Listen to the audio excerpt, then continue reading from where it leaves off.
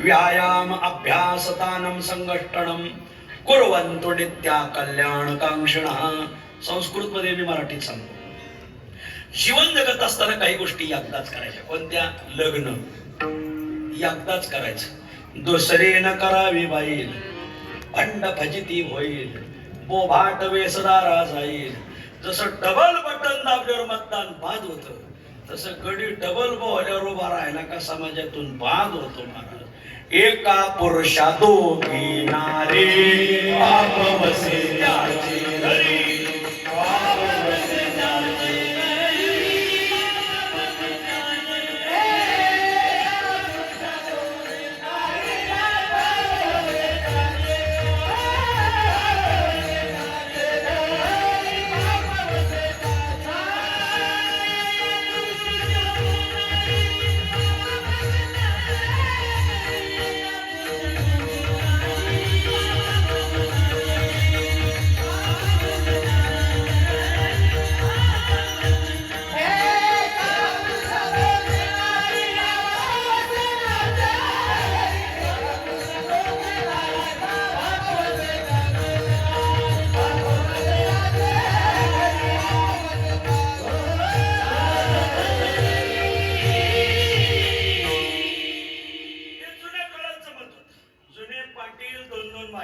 शिवछत्रपतींना 7 बायका होत्या. ते जुन्या काळात जमत होतं, आता जमत नाही का? एकीनेच माणसं मारायला टेकली आणि दुसरीला कुठं डोकं लावता महाराज. एकीनेच गडी इतके घाळ झाले तर तुम्हाला काय सांगा. एका बाईने एक गडी इतका वैतागला की तिने वैतागून सासऱ्यात फोन लावला आणि मुळू रडू लागला. सासरा म्हणला, जावई काय झालं रडायला? काय झालं? सासरे वा, जे फळ तुम्ही माझ्या पदरात टाकलं ते कडू निघालं म्हणून मी रडतो. हे ऐकल्यावर तिकडं सासरा धाय मोकरून रडायला लागला. जावई रडायचाच बंद झाला. जावई म्हणलं, सासरे बोल, तुम्हाला काय झालं रडायला? जावई, जे कडू फळ तुम्ही चाखीत आहे त्याचा हक्क झाडच माझ्या घरात आहे, मानून घ्या. म्हणजे गडी बायकांना किती वैतागले याच्यावर लक्ष देते. एक जण तर बायकोला इतका वैतागला होता, पण त्याची पुण्य उभी राहिली. वाढ वडिलाची 100 पिढ्याची पुण्य उभी राहिली. गावात एक कुत्र बायकोला चावलं, बायको मेली. त्याला एवढा आनंद झाला. ठीक ते फेडा, तुका म्हणे जाय फेडा, लयच आनंद. त्याला ब्रह्मरस भेटल्याचा आनंद झाला. आणि बायको वारली, बायकोचं प्रेत निघालं. मग त्याने शिकाळी धरली. तुमच्याकडे शिकाळी शब्द आहे का? शिकाळी धरली. एका वजे हातात शिकाळी, डाव्या हातात ते कुत्र. जे कुत्र चावून बाई मेली होती. निघाला. त्याला वाटायचं काय परोपकारी कुत्र आहे, ह्या कुत्र्यामुळे माझा जाच कमी झाला मला. आणि मग ते कुत्र घेऊन चाला. पण त्याच्या माग 100 माणसं चालली होती आणि 100 माणसाच्या माग मयत आणि मग माग 180 माणसं. पुढे एक होतं उभं, ते बायकोला वैतागलेलंच होतं. त्याने पाहिलं, मयतीलाही पाहिल्या बा, पण ही मयत पहिल्यांदाच पाहिली. एका हातात शिकाळी, एका हातात कुत्र, त्याच्या मागे 100 माणसं आणि मग माग मयत आणि मग 100-200 माणसं मागे. हे काय प्रकार आहे? राम राम राम राम. कोणाची मयत? म्हणजे आपल्याच बायकोची. मग शिकाळी म्हणजे आपणच धरी. कुत्र काय प्रकरण आहे? कुत्र कशाला? अरे बाबा, हे कुत्र लय परोपकारी. म्हणजे काय झालं? हेच कुत्र चावलं, बायको मेली. आनंद गगनात मावाला. हे परोपकारी कुत्र सोडायचं कसं म्हणून धरून चाललं होता. ती बायकोला वैतागलं होतं. तर असं मग मला द्या ना. पागल काय? 100 माणसं रांग लावून कशाला उभी? 100 वारा. म्हणजे याच्याहून गडी किती वैतागले ते कळत आहे मला. इथले सोडून मांडवातले धरून काही लईच वैतागलेत महाराज. नवरा बायको सकाळी नाश्ता झाला आणि पेपरवाला पेपर आला. दोघं नवरा बायको वाचित होते. बायला एवढा आनंद झाला. वाचलं का? पेपरला बातमी काय आली? आले पण काय आली? अहो, शनी शिंगणापूरच्या चौथाऱ्यावर महिलांना प्रवेश. बघा बातमी आली. दाखवली त्याला.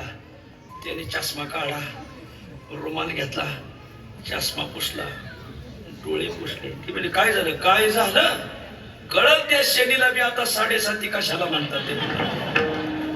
असो सांगायचा भाग असा. असं तो म्हातारा म्हणणार मी नाही. सपना माझा विषय. म्हणजे याला म्हणायचं म्हणून एक कमी विवाह. धर्मशास्त्र याच्यासाठी सांगतं की लग्न एकदा करा मला वा असे. आणि एकाच बँकेत खातं खोला आपण, काही आपले केबीसी बीबीसी फुका पिढ्या हातातून एकम विवाहम.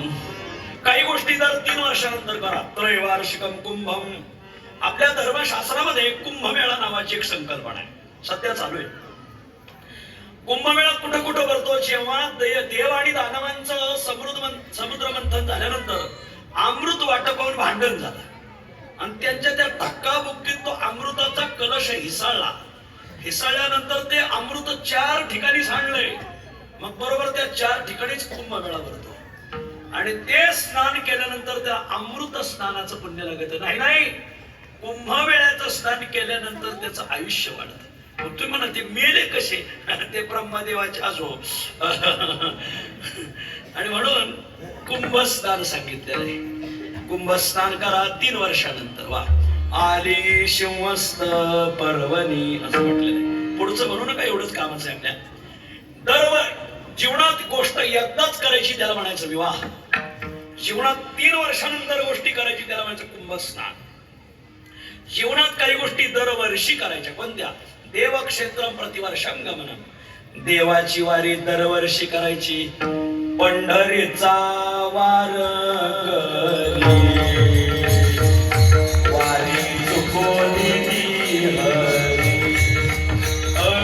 वारी चुकोनी हरी, वारी चुकोनी हरी, पंढरीचा वार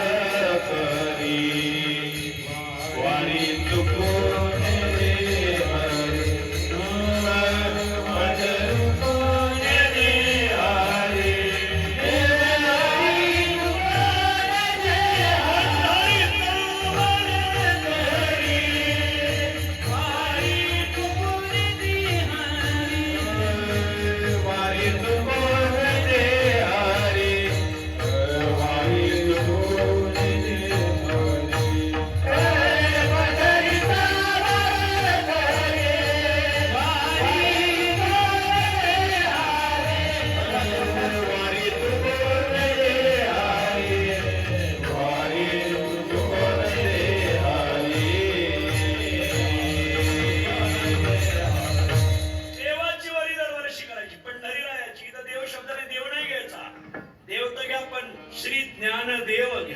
श्री नामदेव घ्या, श्री चांगदेव घ्या, श्री सोपानदेव घ्या, श्री निवृत्ती. हे देवच आहेत. देव ते संत, देव ते संत.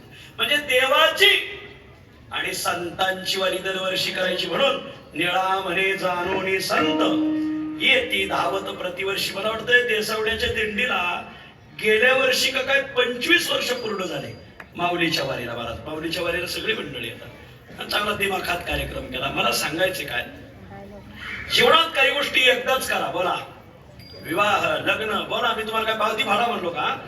जीवनात काही गोष्टी एकदाच करा. लग्न विवाह. जीवनात काही गोष्टी दर 3 वर्षानंतर करा. कुंभस्नान. जीवनात काही गोष्टी दरवर्षी करा.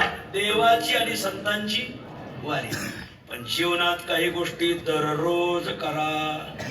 ह्या नव्हे दररोज करायच्या गोष्टी कोणत्या? शास्त्रात आले व्यायाम, अभ्यास, दान, संघटन. या 4 गोष्टी रोज करायच्या. व्यायाम रोज करायचे. आळंदीत जयराम महाराज बसले होते. रोज 500 जोरण 500 बाय टाका करायचे. ज्ञानोबाच्या दर्शनाला गेल्यानंतर तसं दंडवत घातलं तर तसं उठत होते. जोर काढून उठायचे. तुम्ही त्या भानगडीत पडू नका. पाचोळ्या पडा त्याला रोजची सवय लागते व्यायाम. आता आम्ही रोज व्यायाम करू शकत नाही महाराज. का?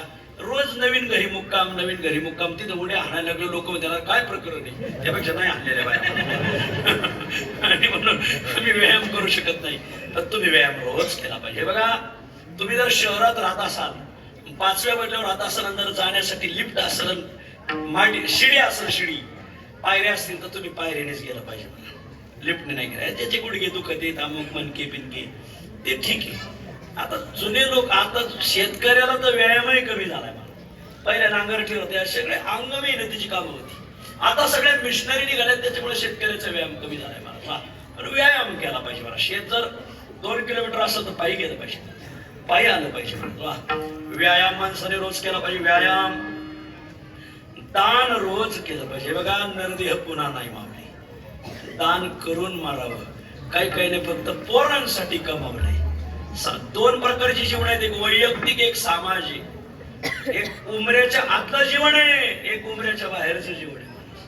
तुम्ही फक्त उमऱ्याच्या आतच जगले, त्याला म्हणायचं सरड्याची धाव कुंपणापर्यंत. जरा बाहेर पडा, बाहेर मजा आहे महाराज. रोज दान धर्म केला पाहिजे. केवढा कुंभमेळा चाललाय, दान धर्माशिवाय चाललाय का बरं? दान केलं पाहिजे. आता सध्या आपण प्रत्येकाने बंगली बांधली आणि बोर घेऊन बोरचं पाणी आपण टाकीत टाकतो. टाकीतून पाणी नळाद्वारे खाली येतं. पण बाथरूम असेल, टॉयलेट असेल, स्वयंपाकघर असेल, घराबाहेर, घरामागं पुढं आपण नळ काढतो, तर नळाद्वारे पाणी येतं. कोणत्या नळाद्वारे पाणी येतं? तुम्ही म्हणाल महाराज प्रश्न चुकीचा आहे, नळाद्वारे पाणी येतं. नाही नाही, माझा प्रश्न बरोबर आहे. कोणत्या नळाद्वारे पाणी येतं? जे नळ वर्षभर रोज चालू बंद होतात ना, त्याच नळाद्वारे पाणी येतं. नाही तसं त्या बोरला क्षार झालेले येतं, त्या टाकीत क्षार जमा होतात. फक्त 1 वर्ष 2 वर्ष तुम्ही नळ चालू करू नका, ते क्षार त्या नळात जमा होतात महाराज. आणि मग तुम्ही किती तोटी फिरली 2 वर्षानंतर, पाणी गज भरले ना ते टाकीत, पाणीच खाली येत नाही महाराज. का? कारण मग ते ब्लॉकेज होतं. मग जा वेळदाच्या घाटात, मग तिथं करा डॉक्टरकडे ऑपरेशन, हे त्याच्याच मुळे. मला सांगायचं काय लक्षात आलं ना? म्हणून नळ चालू ठेवा. जो नळ रोज चालू बंद होतो ना, किती क्षार असले काही होत नाही. तसं रोज थोडंफार दान केलं पाहिजे.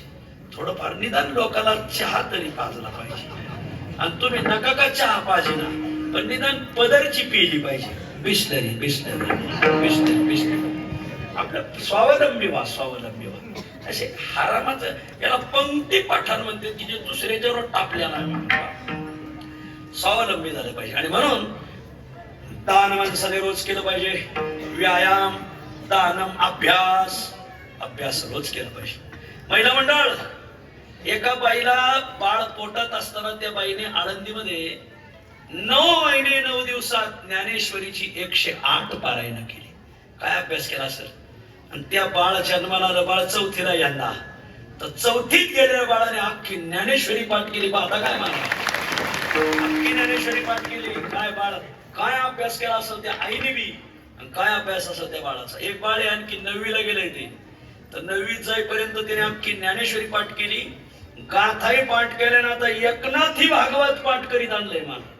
काय बाळ असेल. आपले महाराजाच्याच वाना घेऊन जाते, काय करावा, कीर्तनकाराच्याच वाना नेले, म्हणजे टिपीवरच आकडा टाकला म्हणायचा. आता काय करायचं? अशी माणसं आहेत मला. त्या सोडून अभ्यास रोज रोज एक अभंग पाठ केला पाहिजे. एक अभंग रोज पाठ केला पाहिजे. रोज एक, ही अक्षर आपल्यासाठी लिहिलेली, आपण पाठ केली पाहिजे. रोज एक अभंग पाठ करीत जायचा म्हणत. वा. व्यायाम, अभ्यास, दान, आणि महत्वाचा मुद्दा संघटन. संघटन रोज करायचं. रोज माणसं जोडायला शिका. कोणी माणूस दिसला, रामराम कुठून आले, काय आले, असं काय, द्या नंबर, घ्या नंबर, याच्या आगे आला. माणसं जोडायला शिका. तुम्ही ज्या गावात जातात, ज्या वाडीवर, वस्तीवर, ज्या तालुक्यात, ज्या जिल्ह्यात जातात, तिथं तुम्हाला एक ओळखणारा वर्ग पाहिजे महाराज. माणसं जोडायची कला ठेवा महाराज. होईल तितकं माणसं जोडा. माणसं माझ्या ज्ञानोबराने जयाने घातली मुक्तीची गवादी, मिळवलेली मानदी वैष्णवाची. ही कला आहे महाराज, एक कला. माणसं जोडता आली पाहिजे महाराज. काही लोकांना माणसं, ते माणसं माणसात बसूनच देणार नाही. तसा मारका बैल बाजारात शिरला का अख्खा बाजार उधळून देतो. तसं काही बावळाटांनी अख्खी गावं उधळून दिली. हो, गावात माणसं एकत्र आले का त्याचा पोट सोड उठलाच म्हणून सांगता. गाव खरंच चांगलं राहतं. गावात 2 पार्ट्या कोणत्या बी गावात आहेत मला, दोन्ही पार्ट्या चालवणारी पुढारी चांगले राहते. त्यांना वाटतं गावाला दिशा द्यावा, गाव बिनविरोध व्हावं, त्यांना वाटतं महाराज. पण त्यांच्या हाताखाली अशी काही ब्रह्मदेवाच्या गैरहजेरीत जन्माला आलेली असतील महाराज. त्यांना हे दोन्ही पार्ट्यावाले एकत्र आले का त्यांचा धंदा उठतो महाराज, त्यांचा बाजारच उठून जातो महाराज. आणि म्हणून ते म्हणते, नाही नाही पुढारी तुम्ही डोकं लावा, यंदा गाव तुमच्याकडून येईल. तेच खाल्ल्याळे जाऊन सांगते, तुम्ही बी डोकं लागा, गाव त्यांची काही तयारी नाही, लावा डोकं. आणि ते दोघं डोकं लावी ते तर हे त्यांना लाथा घाली तो महाराज असं. आणि म्हणून खरं तर असले गाव पुढाऱ्यांनी असली सगळी इमानात घातली पाहिजे, पुण्यतिथी साजरी केली पाहिजे महाराज. अख्खी गावं चांगली होती महाराज. ही लय पावळा डोकं महाराज, समाज उधळून द्यायला बसलेली. गावगाव महाराज असे माणसात माणसं येऊ नाही दिली हो काही लोकांनी. संघटन करा, संघटन. आजपासून चार चौघात राहायला शिका. चार चौघात बसत जा, चार चौघात फिरत जा. लोक म्हणतात पट्ट्याच्या गावात कोणी नादी लागत नाही. गाव म्हणते कुठं कुत्र्याच्या नादी लागत आहे. हे वागणं बरं नवं. असं सगळ्याला धरून राहा, समाजात मिसळा, चार चौघात राहा. कोणी म्हणा चार चौघात मिसळून का राहायचं? काय कारण? काहीच कारण नाही. त्याची किंमत वाढती. हेच उत्तर आहे त्याचं. तुम्हाला तुमच्या जीवनात किंमत मिळवायची असेल तर तुम्ही चार चौघात बसलंच पाहिजे. मला चार चौघात वावरलं पाहिजे. मला काय सांगताय हो? शिवरात्र होती, मग गावात सगळ्या गावाला उपवास म्हणून एका दुकानदाराने काय केलं, फळाचा दुकानदार होता, त्याने जळगाववरून केळं आणले. शिवरात्रीचा दिवस उजाडला, सगळ्यांनी सगळ्या घराने आंघोळ्या केल्या. आज 3 टाइम फराळ कसं करायचं? अरे काय फळ आले तर गावात बघा बरं. म्हणजे हो, आपल्या त्या फळाच्या दुकानदाराने केळं आणले जळगावून. आणा बरं 2-2 डझन. मग अख्खं गाव धावलं केळं घ्यायला महाराज. आता जळगावून केळं आणत असताना काही केळं घडाचे तुटले. मग तुटलेले केळं त्या दुकानदाराने पाठीत ठेवली आणि जे घडाचे केळं होते त्याच्यावर टपरीला बांधले. आनंद केळं, राम राम राम राम. केळं काय डझन दिले? म्हणजे फणीचे केळं 50 रुपये डझन, आमले मोकळे 20 रुपये. का हो? हे दोन्ही केळं जळगावूनच आणले ना. म्हणजे हो, जळगावचीच केळी. मग वरच्याची 50 रुपये डझन आणि खालच्याची 20 रुपये डझन. काय कारण? त्या दुकानदाराने सांगितलं वरची केळं भावबंधाला धरून येत, गावाला धरून येत, चार चौघाला विचारित येत आणि म्हणून किंमत आहे त्यांना. ते फणीला धरून येत वा. म्हणजे खालचे म्हणजे भावकीच्या ऊसाचे रस्ते आडीत येत, कांद्याच्या गाड्या आडीत येत, एखाद्याचा ऊस तुटून चालला का त्या रस्त्यावर पाणी सोडित येत. कसं पटत आहे ना? बघा ना, हे त्याच शाखेचे आहेत सगळे, म्हणून पटत आहे. भावबांधाचा ऊस जाऊन देणार नाही, कसा ऊस जातोय आम्ही बघतो. आणि मग असे भावकीला धरून नाही म्हणून किंमत घटली 20 रुपये डझन. ही तुमची किंमत कमी झाली ना, त्याचं कारण तुम्ही ग्रुपच्या बाहेर पडले. तुम्ही समाजातून तुम्हाला कोणात बसायचं, माणसं मिसळून कसं राहायचं हेच कळा ना महाराज. इथंच घोटाळा आहे सगळा महाराज. इथंच खारा गोळे. माणसाला माणसात बसायची सवय राहिलेली. खरं सांगू, घडापासून तुटलेले केळं खावा बी वाटत नाही महाराज. का बरं? त्याचे तोंड आहेत ना, गांजा वाटणाऱ्याची तोंड त्याची तोंड सारखी. ते तोंड पाहिले ना, मला ते एकदा मला घेता का म्हणलं नाही, उपासच सोडायचा, आता फराळच करायचं नाही, जेवणच जातो म्हणलं. आता असली केळं खाण्यापेक्षा जेवलेलं चांगलं. काय बोलायचंय मला? आणि म्हणून किंमत वाढवायची असेल तर आजपासून चार चौघात बसा. विठ्ठल